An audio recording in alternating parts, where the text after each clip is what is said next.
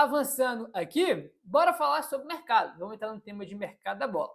Segundo o André Hernan, Botafogo, São Paulo e o staff de Newton avançaram nas conversas para um novo modelo de negócio. A ideia seria um empréstimo com obrigação de compra ao final da temporada.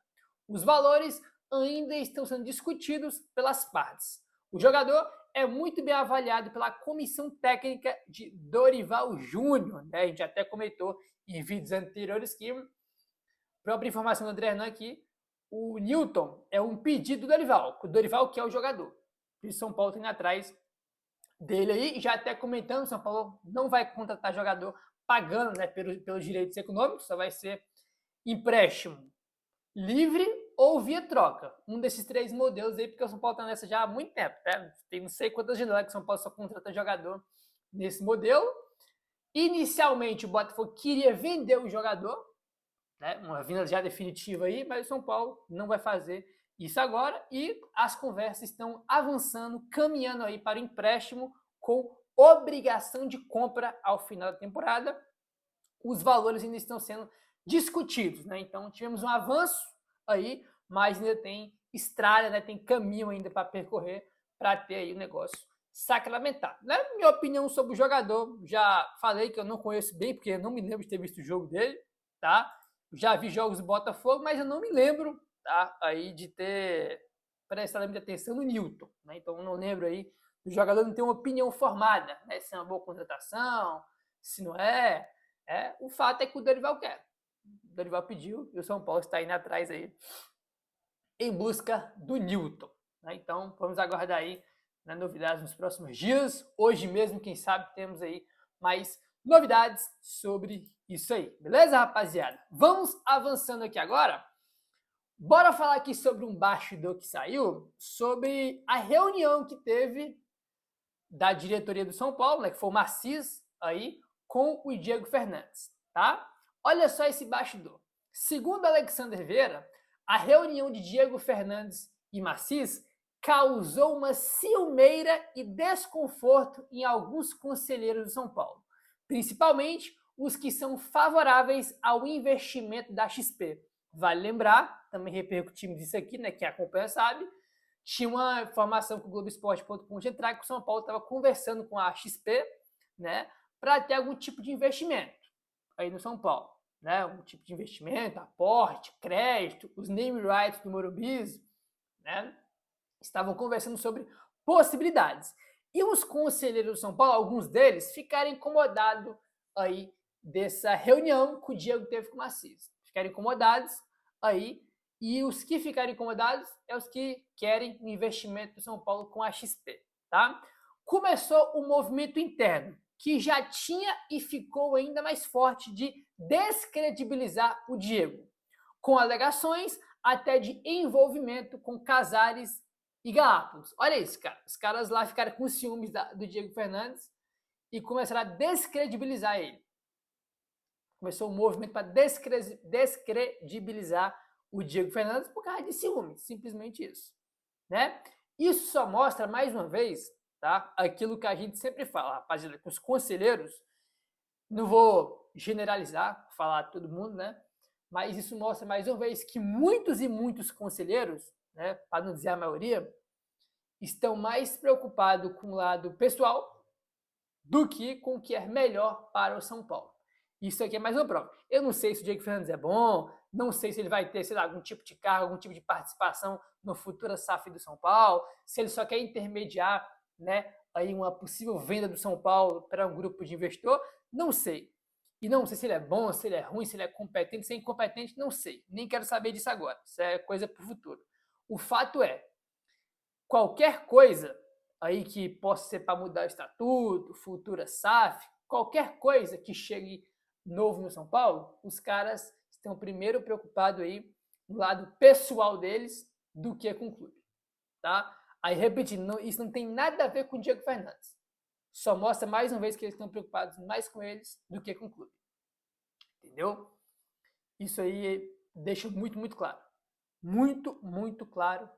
Aí, e é uma pena, né, cara? E é uma situação aí bem triste, porque não é nenhuma novidade a gente já ter gente já viu isso em outras oportunidades, né? Isso é bastante complicado. Claro que não pode generalizar, mas a maioria dos conselheiros é assim, infelizmente, né? É uma pena realmente muito grande aí, né, cara? E é qualquer coisa lá, poderia ser, sei lá, poderia ser outro investidor, poderia ser outra pessoa além do Diego, né? Os caras iam ficar com essa ciumeira aí mesmo e iam querer descredibilizar o cara, seja lá quem for, pode ser outra pessoa, porque eles estão mais preocupados com o lado pessoal. E isso, cara, é uma coisa que atrapalha muito o clube, né?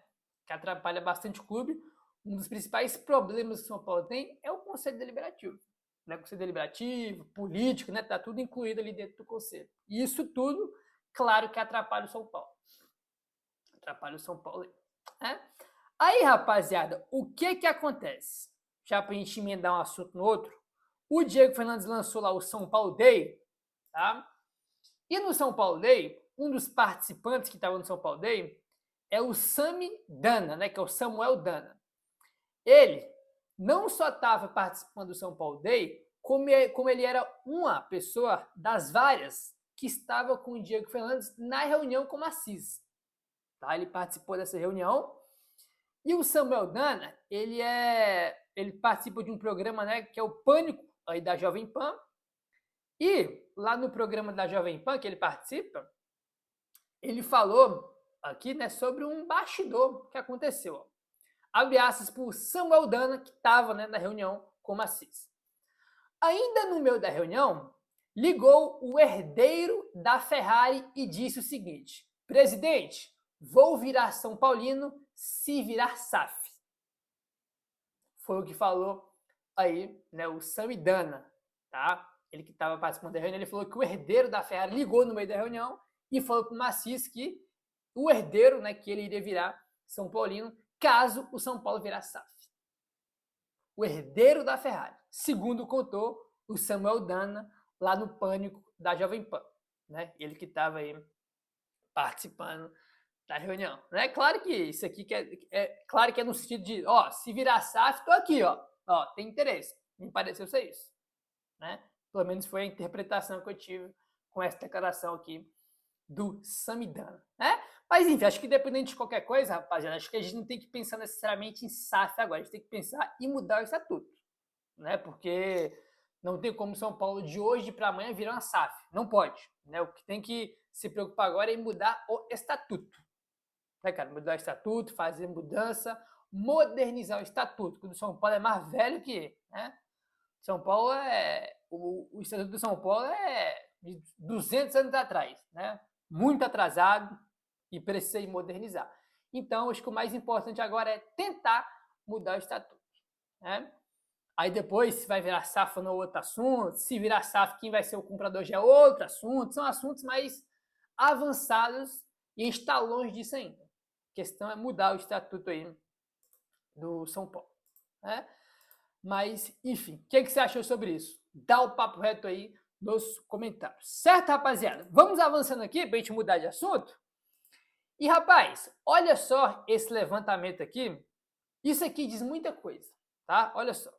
A crise financeira fez com que o São Paulo procurasse reforços sem pagamento de valores aí, de transferências em quase todas as janelas dos últimos anos, que foi o que eu acabei de comentar sobre o Newton, né? São Paulo não está comprando os direitos do jogador, né? É mais livre aí, via troca, empréstimo e aquela coisa toda. Com isso, com essa postura no mercado, o São Paulo se tornou aí quem menos investiu suas receitas em contratações na Série A no período entre 2023 e 2025.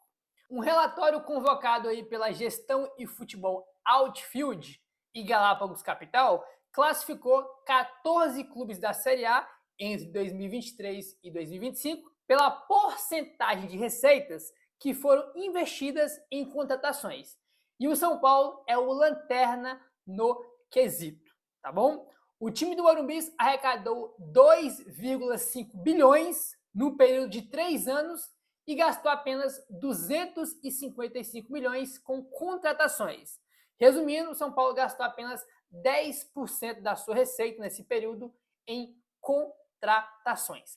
Claro que, se for pegar de 23 para cá, vários times pequenos, né, que brigam para não cair, que são rebaixados, gastaram menos que o São Paulo. Isso é claro, mas a comparação é entre receita e também o gasto no futebol, com contratação, tá? Se for pegar receita em comparação com gasto, né, de porcentagem, aí o São Paulo é o time da Série A nesse período que menos gastou dinheiro com contratações, de 2023 para 2025. Aí uma coisa que fica muito claro nisso aqui é o seguinte: fica muito, mas muito, mas muito, para não dizer impossível, competir dessa maneira. E quando eu falo que é difícil competir dessa maneira, não estou falando que tem que sair gastando, né, que não o Corinthians faz, né, que gasta, né, dane-se amanhã, eu vou gastar aqui e acabou, não pago ninguém. O Corinthians é assim, né?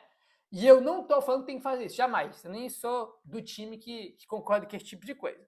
Mas, cara, é assim, ou você fechar a torneira para recuperar a parte financeira do clube, o foco foi esse, ou você investe, porque não tem como você competir sem contratar jogador. Não tem como você competir sendo o time da Série A aí, cara, que menos gasta, né, a sua receita com contratação no futebol. Não tem como competir assim, cara. Não tem como competir com Palmeiras, com Flamengo, com Cruzeiro, que é SAF, né, com Bahia, que é SAF. Esses times gastam muito mais que o São Paulo. E, cara, fica muito improvável competir assim. Não tem como. Realmente não tem como. Né? E uma pena que a gente não sabe qual o caminho que o São Paulo segue. Né? Porque a gente não vê algo muito claro. Não, vamos fechar aqui a torneira. O foco aqui é recuperar a parte financeira ou é competir. Os caras querem fazer os dois. E os dois não dá, velho.